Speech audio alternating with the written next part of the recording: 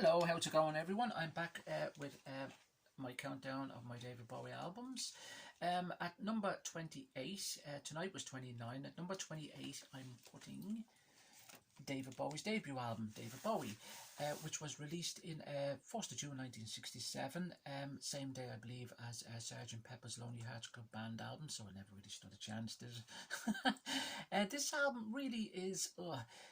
Again, I'm comfortable putting it in the 28th position, just below Tonight. It never really, again, done anything for me, this album. Of course, it's his early work, a far cry from albums, even Space Oddity, or albums like Man Who Sold the World, Ziggy, Hunky Dory.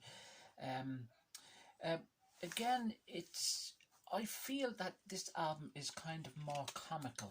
The lyrics are very kind of humorous in a way as such.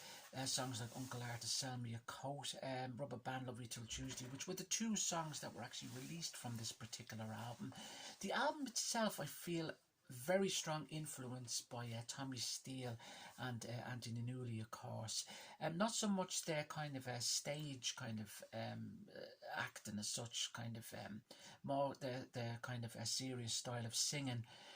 It really is an album that if you've just got into Bowie and you've heard this album for the first time, you'd kind of say, oh my God, you know.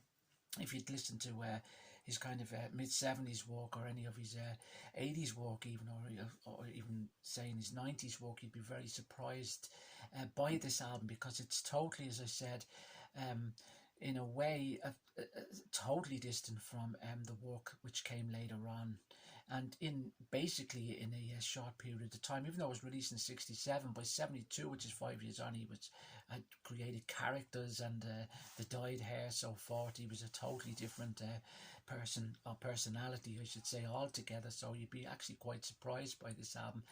Again, it's one of my least favourite albums by Bowie. It does hold his influences generally, I think, at the time were probably the Kinks, Ray Davies, and Syd Barrett, Pink Floyd. He's kind of has that kind of psychedelic kind of sound too. There's a lot thrown in there. It's a very kind of mixed up album. It's an album, I feel, which he's not really writing from the heart. He's kind of the songs are written kind of.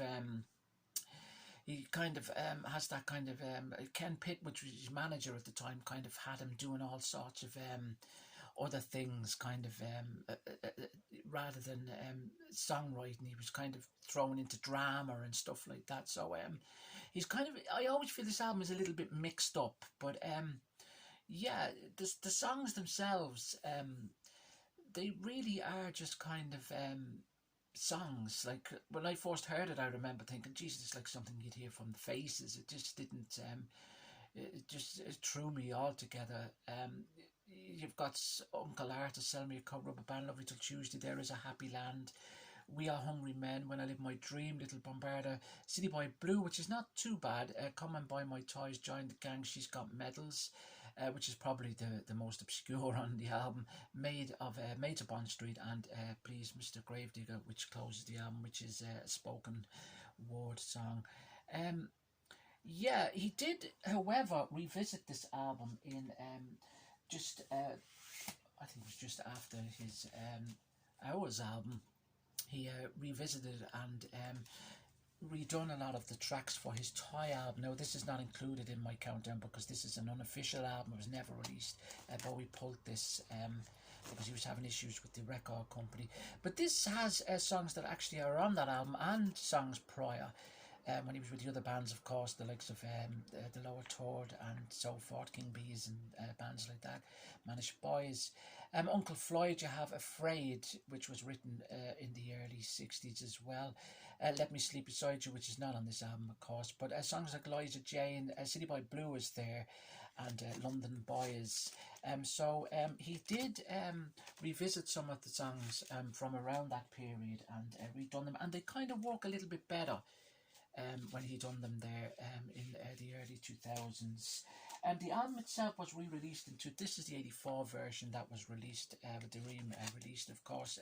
The 67 version you can get in mono and stereo, as well as released in both formats, and in 84 was released in stereo, of course. This is the 84 version.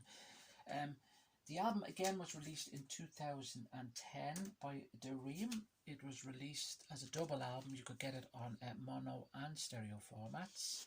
That's there on double album. And again, it was released in 2018 for Record Store Day on a red vinyl and a blue vinyl, which was released both in mono and stereo formats. Yeah, so that is the David Bowie album. Debut album, 1967. Very comfortable to put this at my number 28 position. So thanks for watching, and I shall return with number 27. Thanks again.